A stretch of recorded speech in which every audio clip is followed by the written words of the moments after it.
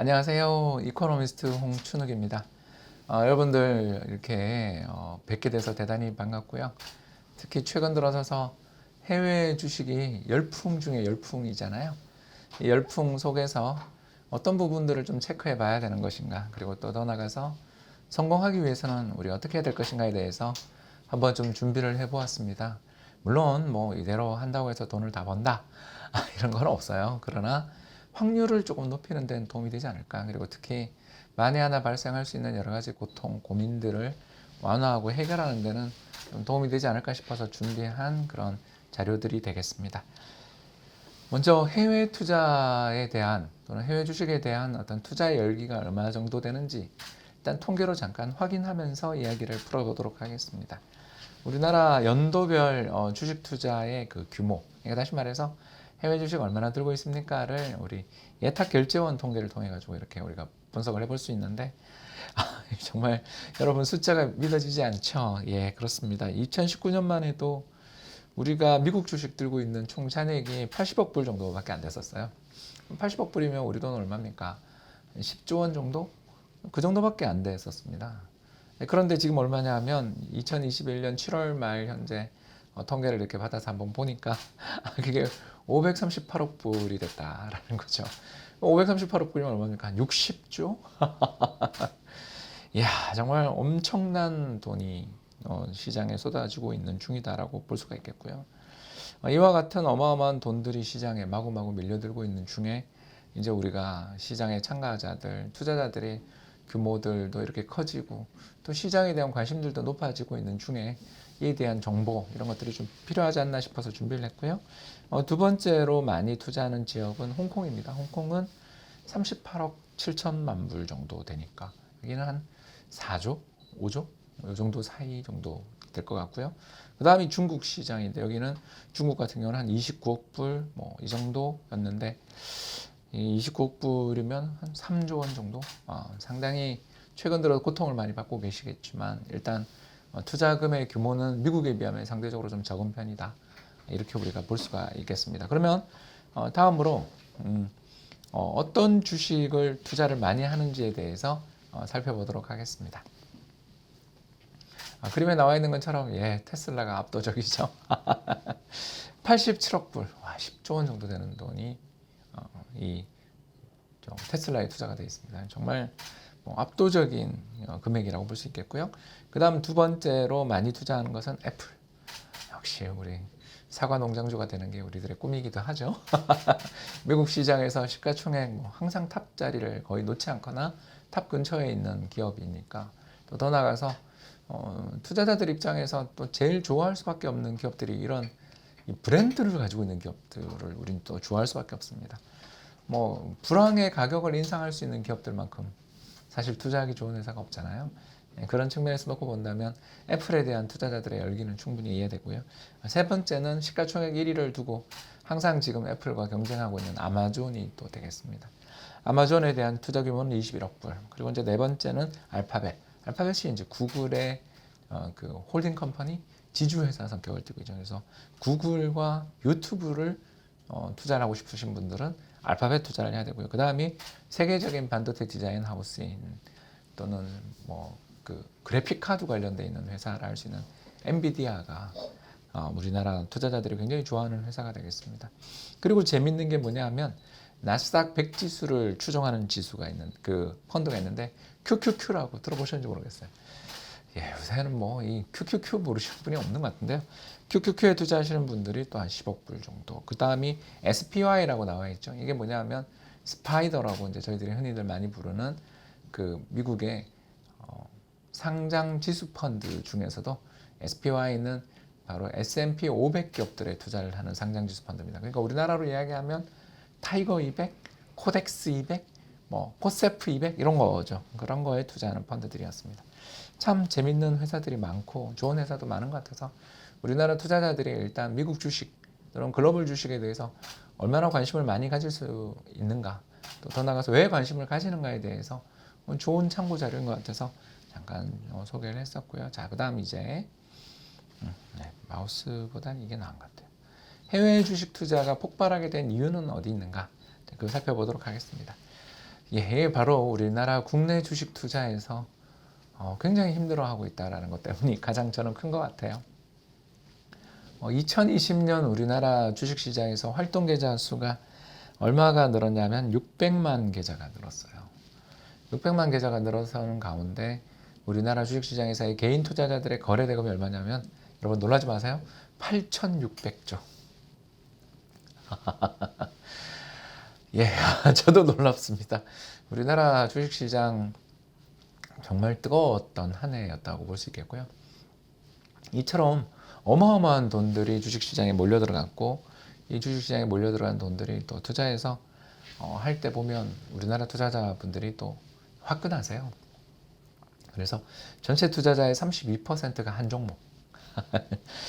그리고 두 번째나 두 종목이나 세 종목 투자하신 분들이 또 41%. 그러니까 전체 투자자의 70% 이상이 한 종목에서 세 종목 사이에 올인하는 그런 스타일인 거죠.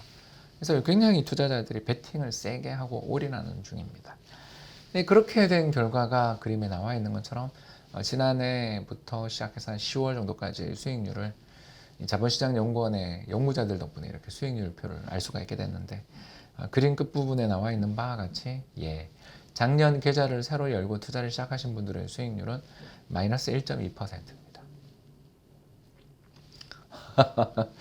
여러분 믿기지 않죠? 주식시장이 저점에서 대비해서 지금 거의 2배가 오른 시장인데 개인 투자자들의 수익률은 마이너스가 나버린 거죠.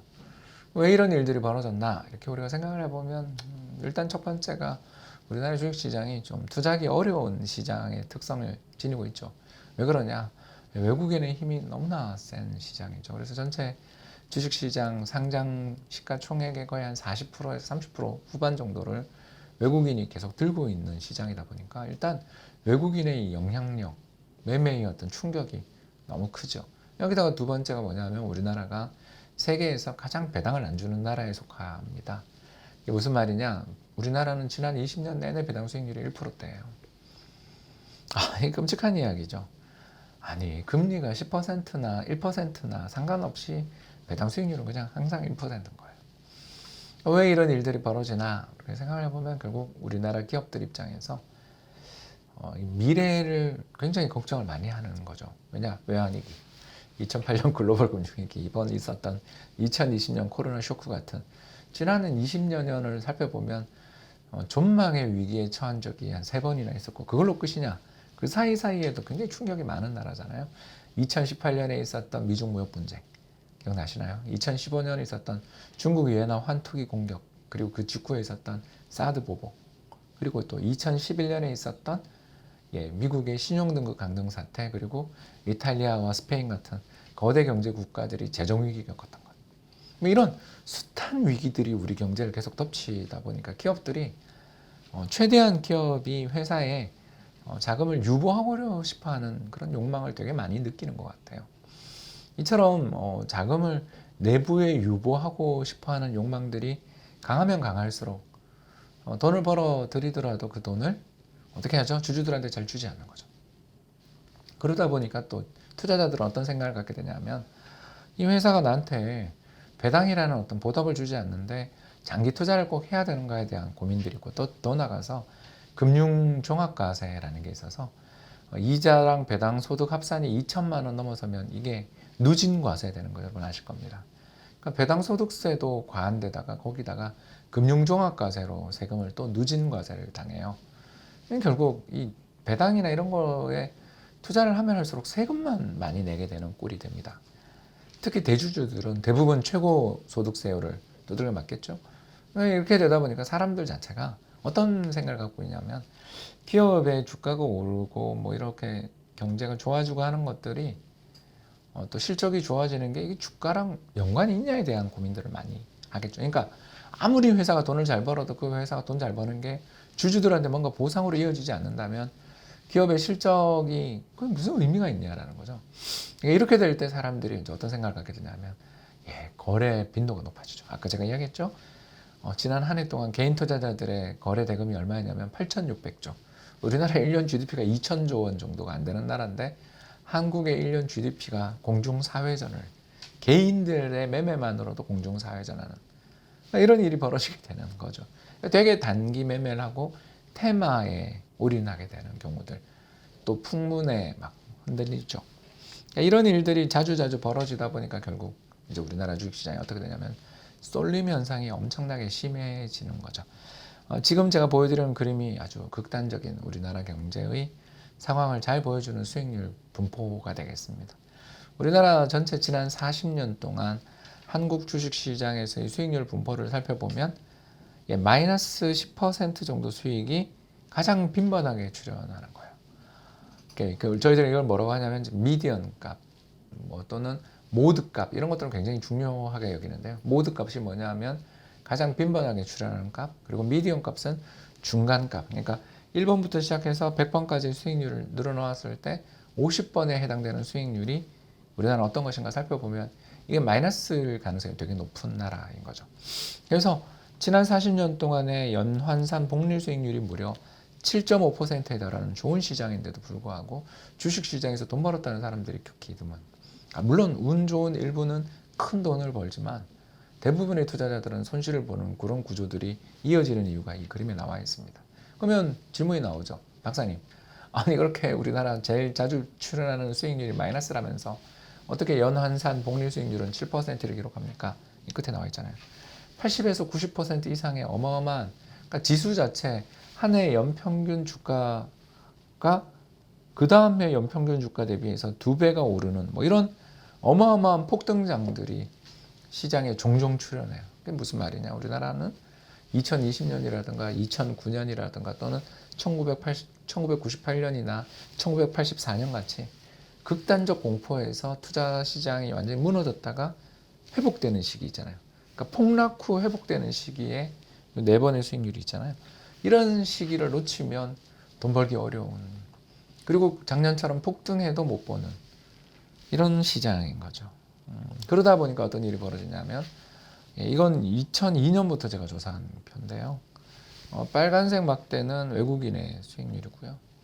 파란색 막대는 개인의 수익률입니다. 이거 어떻게 측정하냐면 각 개인 투자자들, 각 매매의 개인과 외국인 투자자들의 순매수 상위 종목을 연초 대비 연말 주가를 측정한 거죠. 그리고 저희들은 YTD, 그래서 Yield to Date 이렇게 이제 저희들이 부르는데요. 그러니까 한마디로 말해서 오늘까지의 연간 수익률을 조사를 해보는 거죠. 그러니까 개인이 산 종목들의 수익률과 외국인이 산 종목의 수익률을 지금 비교해 놓고 있는데 끔찍하지 않으세요, 여러분? 그러니까 외국인을 개인이 이긴 게 2007년 한 번, 이거밖에 없고, 또 플러스 수익을 낸 적도, 개인이 매매한 종목이 플러스 수익이 난 게 2003년, 2005년, 2007년, 2009년, 2010년, 2017년? 그러니까 시장이 엄청나게 좋은 해만 플러스 수익이 나지 대부분의 시장에서는 마이너스 성과가 나는 거죠.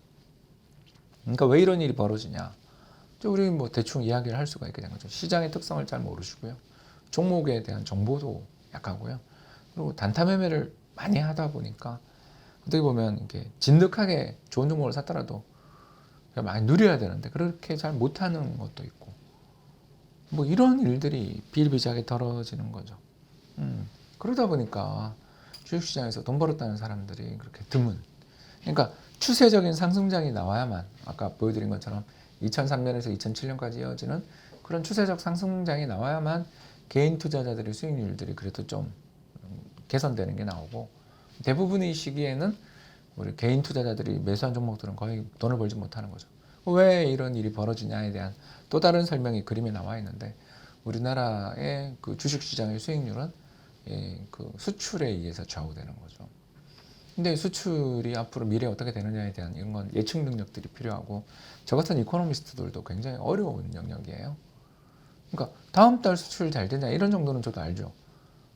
그러나 내년 수출이 어떻게 될지에 대한 전망이 정확할 수가 없고, 또 우리나라의 이런 수출의 주요 고객들은 물론 이제 중국 갔다가 쿠션을 쳐서 유럽이나 미국으로 가는 거니까 결국 최종 소비자들은 미국이나 유럽에 있는 소비자들인데, 그 선진국 시장에 대한 정보는 우리보다, 한국 사람보다 외국인이 더 많잖아요.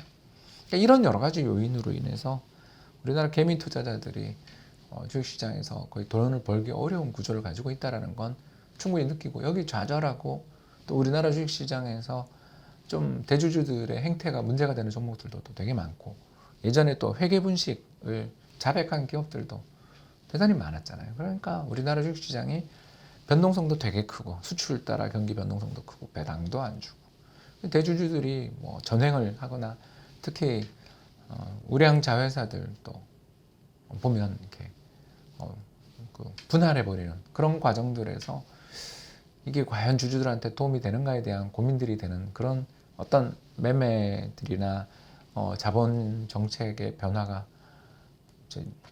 없다고는 말 못한다는. 그러니까 여러 가지 후진적인 면이 아직도 있는 거죠.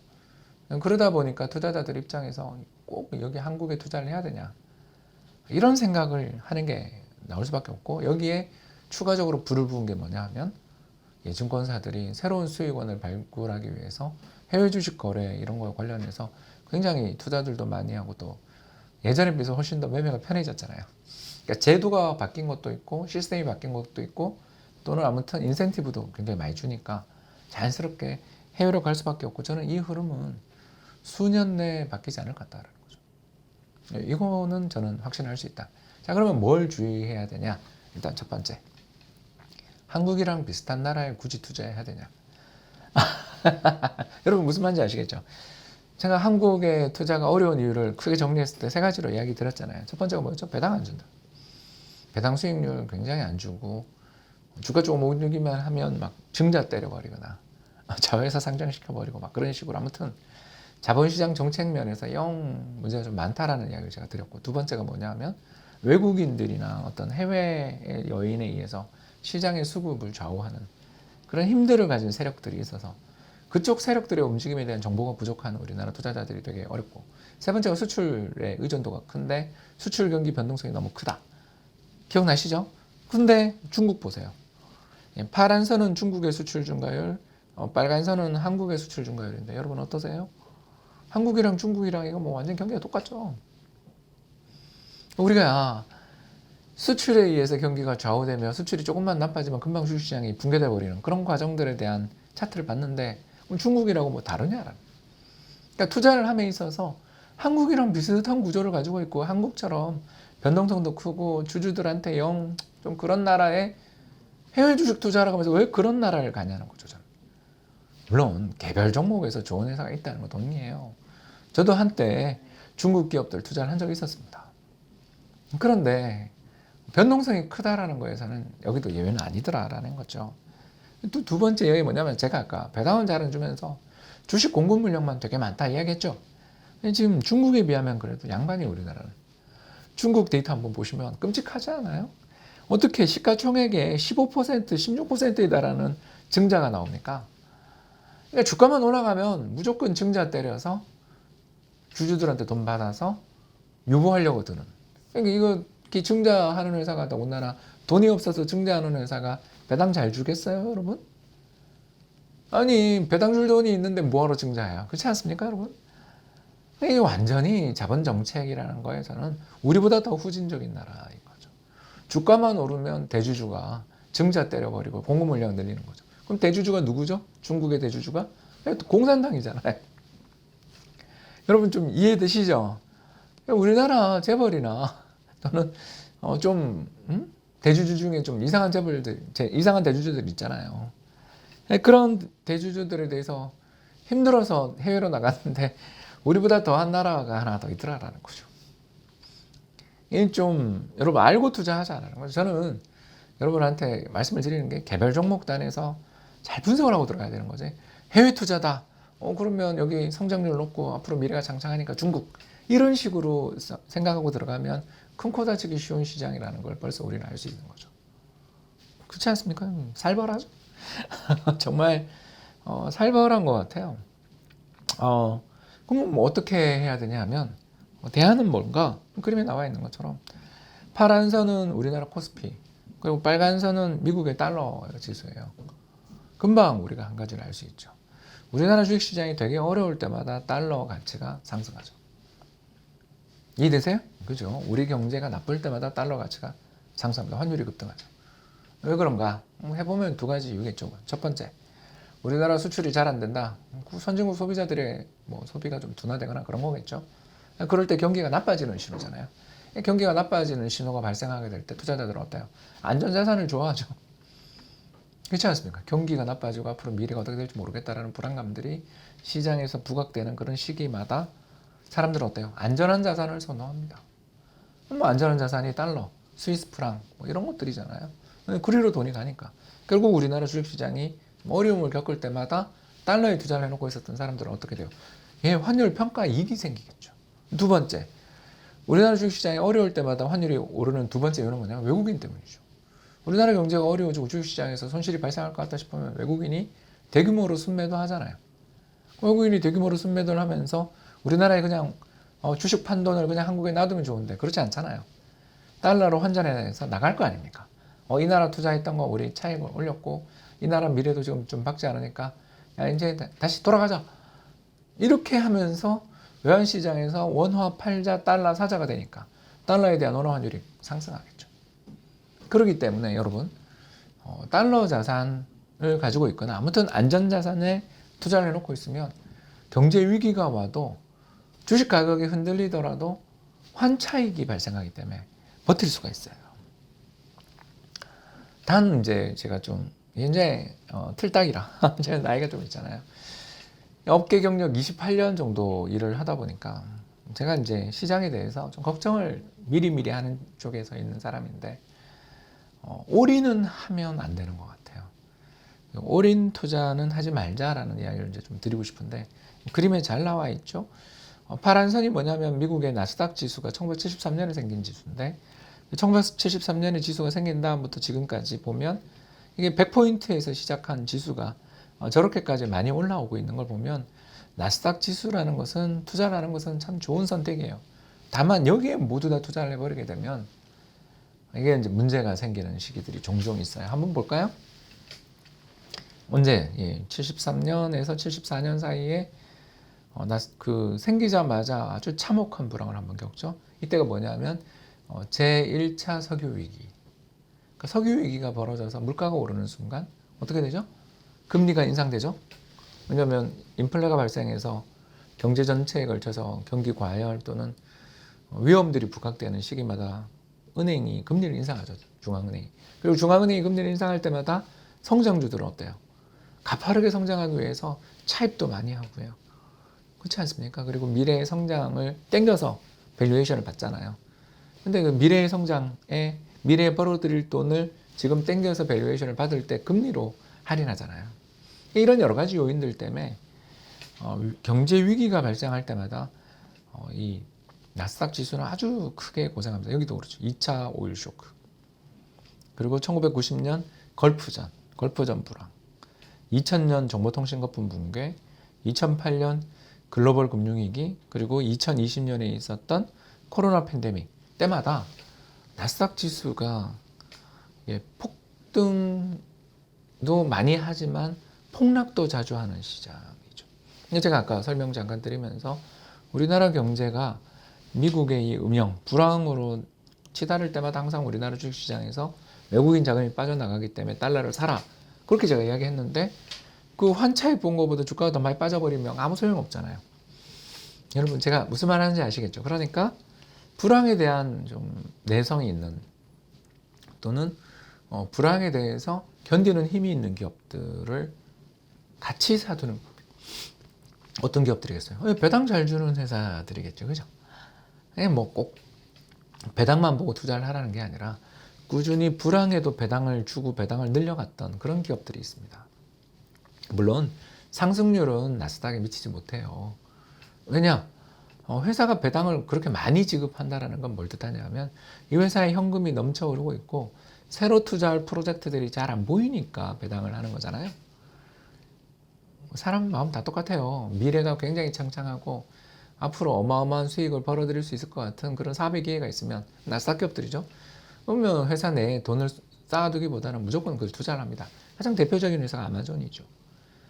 여러분 그렇죠? 그렇기 때문에 이런 여러 가지 포인트에서 놓고 볼 때 성장주에 대한 투자들도 참 좋고 수익률, 장기 수익률도 좋지만 경제 위기 발생할 때마다 항상 너무나 큰 피해를 본다라는 점을 생각하면 해외 주식에 투자를 하더라도 자신의 포트폴리오 내에 올인 한 섹터, 정보통신, 바이오 이런 데만 무조건 올인하기보다는 제가 잠깐 말씀드린 불황에 강한 어떤 저항력을 가지고 있는 배당 잘 주는 좋은 회사들, 어떤 회사가 있나요? 이렇게 물으시면 그 배당 귀족주라고 한번 검색해 보시기를 제가 부탁드리고요.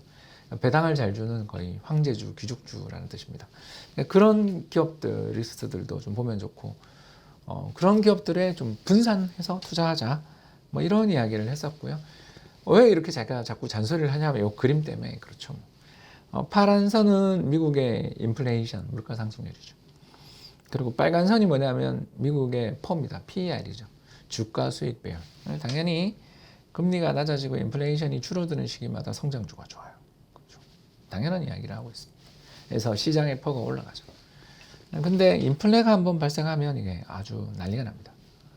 아까 제가 80년대 때 왕창 또 여기 인플레이션이 이렇게 갑자기 막 올라오기 시작했던 2000년 전후 정보통신거품 붕괴될 때 보시면 이럴 때 이제 퍼들이 올라갔다가 붕괴되는 시기들이 종종 출현하는 게 다 이때 그림엔 살짝 나오지만 인플레가 좀 높았던 시기들이 그렇게 돼요.